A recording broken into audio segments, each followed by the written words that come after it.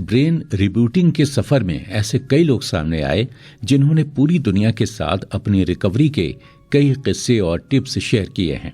एक यूजर ने बताया कि उन्होंने अपनी पोर्न एडिक्शन को छोड़ने के लिए अपना कंप्यूटर अपनी आंखों के सामने से ही हटा दिया। उन्होंने इस चीज को भी पूरी तरीके से माना कि उनकी जिंदगी में इस लैपटॉप का पोर्न देखने के अलावा और कोई काम रहा ही नहीं था। एक यूजर ने तो अपना पूरा डेस्क और बैठने की चेयर ही बदल डाली, क्योंकि उसके हिसाब से वो चेयर उसके लिए बैठने में कंफर्टेबल नहीं थी और इसलिए उस चेयर पर से वो जल्दी हट सकता था।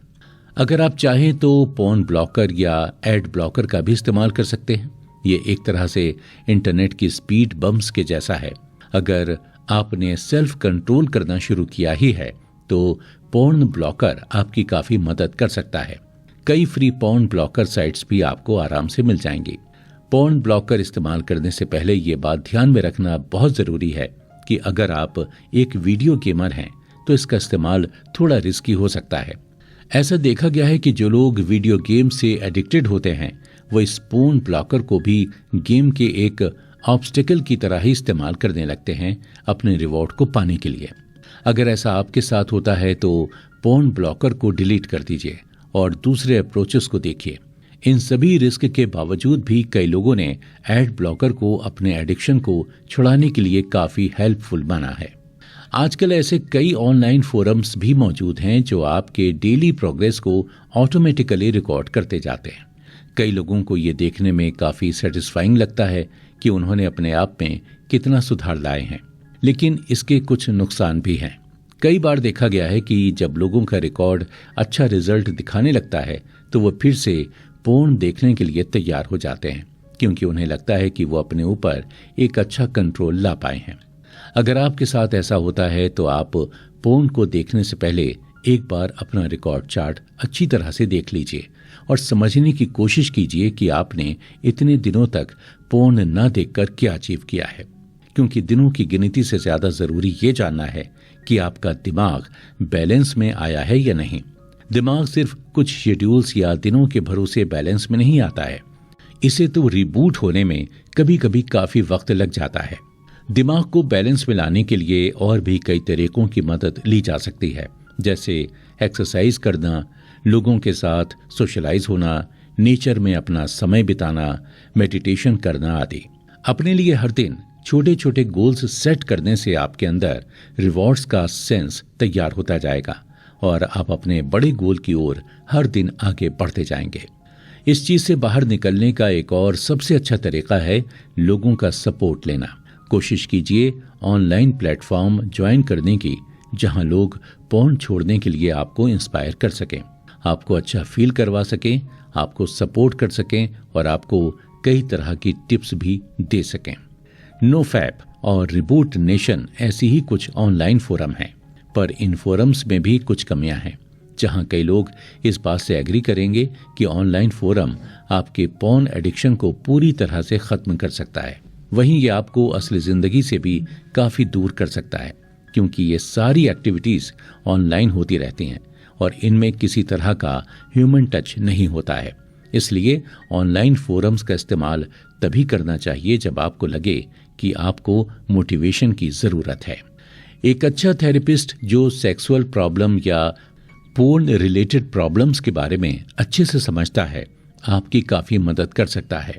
कई बार देखा गया है कि पोर्न से जुड़े एडिक्शन का कारण काफी गंभीर हो सकता है, जैसे फैमिली अब्यूज, सेक्सुअल अब्यूज या चाइल्डहुड ट्रॉमा। इन सभी इमोशन से जुड़ी चीजों के लिए आपको एक अच्छे काउंसिल की मदद करनी चाहिए।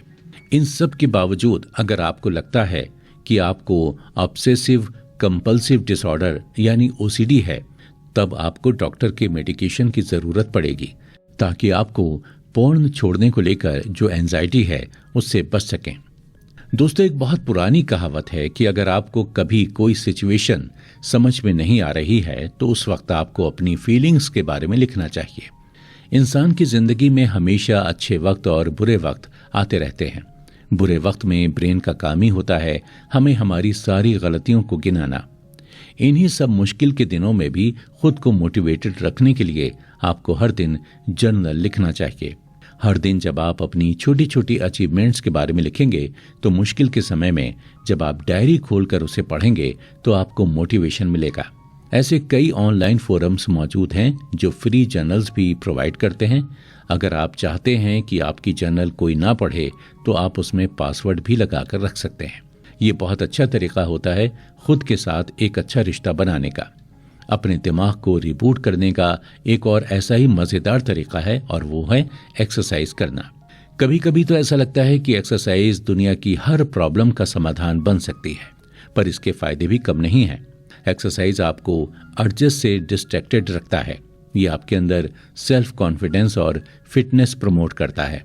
और जो लोग इरेक्टाइल डिसफंक्शन से जूझ रहे हैं वो भी एक्सरसाइज से ठीक हो सकते हैं।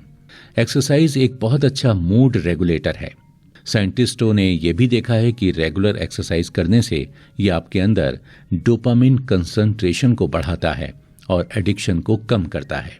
एक यूजर ने अपना एक्सपीरियंस शेयर करते हुए बताया भी है कि एक्सरसाइज से सिर्फ उसकी फिजिकल हेल्थ पर ही नहीं बल्कि उसकी मेंटल हेल्थ पर भी बहुत अच्छा असर पड़ा है। रिसर्चर्स ने यह पता लगाया है कि नेचर के साथ समय बिताना इंसान के दिमाग के लिए काफी अच्छा होता है।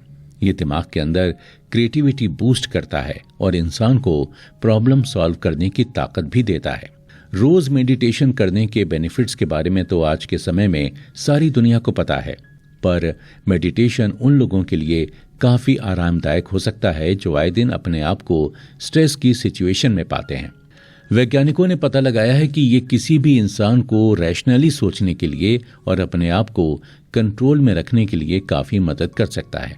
इसलिए सभी पॉर्न एडिक्ट्स को कम से कम एक बार तो मेडिटेशन अपने रूटीन में ऐड करके देखना चाहिए। ऐसा देखा गया है कि जो लोग अपने आप को सक्सेसफुली रिबूट कर पाए हैं उन्होंने अपने आप को कहीं ना कहीं पूरी तरह से एक्सेप्ट किया है और अपने आप से प्यार भी जताया है। इस पूरे सफर में उन्होंने ना तो अपने आप को शर्मिंदगी महसूस होने दी है और न ही अपने आप को बुरा भला कहा है। आपको ये समझना होगा कि सेक्स एक फंडामेंटल ड्राइव है जो इंटरनल स्टिमुलेशन को जन्म देती है और ये सारे बदलाव आपकी बॉडी के अंदर ही रहते हैं। आपको समझना होगा कि आपका शरीर और आपका दिमाग आपके दुश्मन नहीं है। आप उससे उसी तरह पेश आएं जैसे आप अपने दोस्तों से पेश आते हैं जब उन्हें मदद की जरूरत होती है, क्योंकि अगर आप अपने आप से प्यार नहीं जताएंगे तो कौन जताएगा। इन सभी चीजों के अलावा भी ऐसी कई चीजें हैं जो आप अपने शेड्यूल में ऐड कर सकते हैं, जैसे योगा, अपने आप को और क्रिएटिव बनाना, कोई हॉबी अडॉप्ट करना, लोगों के साथ और घुलना मिलना, अपने आप को मोटिवेटेड और इंस्पायर्ड रखना आदि। इन सभी अच्छी चीजों को अपनी जिंदगी में लाने से पहले आपको ये ध्यान में रखना होगा कि ऐसा जरूरी नहीं है कि इनमें से सारी चीजें आपके लिए काम करें। आप इनमें से अगर कोई भी आदत चुनते हैं तो आपके अनुरूप आपके लिए सही है तो वही काफी होगा। कई लोग ये सवाल लाकर खड़ा कर देते हैं कि उन्हें कैसे पता चलेगा कि वो फिर से नॉर्मल पोजीशन पर आ गए हैं या नहीं। इसका जवाब ढूंढना ज्यादा मुश्किल नहीं है, क्योंकि जैसे ही आपका पोर्न एडिक्शन घटता जाएगा वैसे ही आपकी सेक्स रिलेटेड समस्याएं भी कम होती जाएंगी। आप देखेंगे कि आपकी इरेक्टाइल डिसफंक्शन की प्रॉब्लम खत्म हो गई होगी। आपका इंटरेस्ट असल लोगों में आने लगा होगा। आप अच्छी तरह से ऑर्गेज्म एंजॉय कर पा रहे होंगे और आपके अंदर खुद को लेकर कोई शर्म भी नहीं होगी। बस इस पूरे प्रोसेस के दौरान एक चीज ध्यान में रखने की जरूरत है कि आपकी सिचुएशन ठीक हो सकती है। कंक्लूजन